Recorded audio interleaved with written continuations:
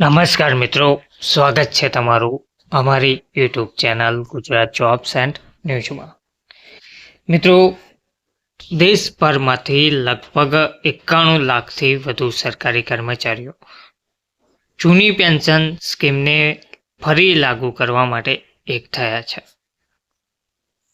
જે લાંબા સમયથી માંગ ચાલતી આવી છે જૂની પેન્શન યોજના, જેમાં 2005 પહેલાંના કર્મચારીઓ માટે રાજ્ય સરકારે જૂની પેન્શન યોજના લાગુ કરી છે. અમુક રાજ્યોમાં જૂની પેન્શન યોજના દરેક કર્મચારીઓને લાગુ કરવામાં આવી છે, પરંતુ 2005 પછીના કેટલાય એવા કર્મચારીઓ છે જેમાં રાજ્ય સરકાર તે સિવાય દેશભરમાંથી લગભગ 91 લાખ જેટલા સરકારી કર્મચારીઓ ફરીથી જૂની પેન્શન સ્કીમને લાગુ કરવા માટે એક થયા છે. સરકારની મુશ્કેલીમાં વધારો જોવા મળી રહ્યો છે.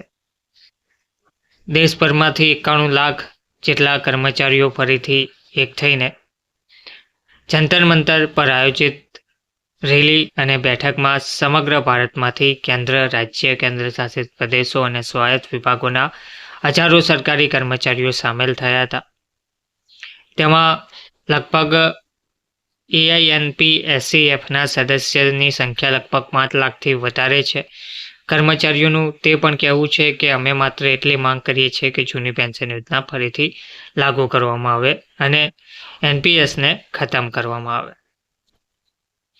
તો દેશભરમાંથી 91 લાખ જેટલા સરકારી કર્મચારીઓ જૂની પેન્શન સ્કીમને લાગુ કરવા માટે માંગ ફરીથી કરી રહ્યા છે. આ માંગ ઉગ્ર બની રહી છે. આંદોલનો થાય તો પણ નવાઈ નહીં. સરકારની મુશ્કેલીઓમાં ખૂબ જ મોટો વધારો થયો છે. હવે સરકાર પાસે ફક્ત એક જ માંગ કરવામાં આવી રહી છે કે જૂની પેન્શન યોજના ફરીથી લાગુ કરવામાં આવે, કર્મચારીઓને ન્યાય આપવામાં આવે.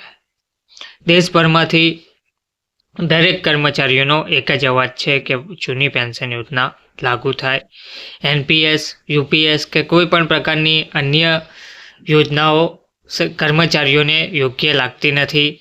દરેક કર્મચારીઓને ફક્ત જૂની પેન્શન યોજના જ યોગ્ય લાગે છે.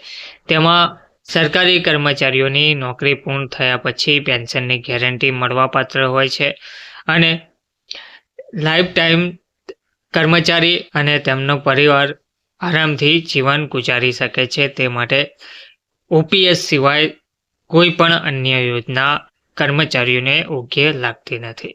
તો ફક્ત રાજ્ય સરકાર જ નહીં, પરંતુ દેશભરમાંથી લાખો કર્મચારીઓની એક જ માંગ છે કે જૂની પેન્શન યોજના લાગુ કરવામાં આવે અને કર્મચારીઓને ન્યાય આપવામાં આવે.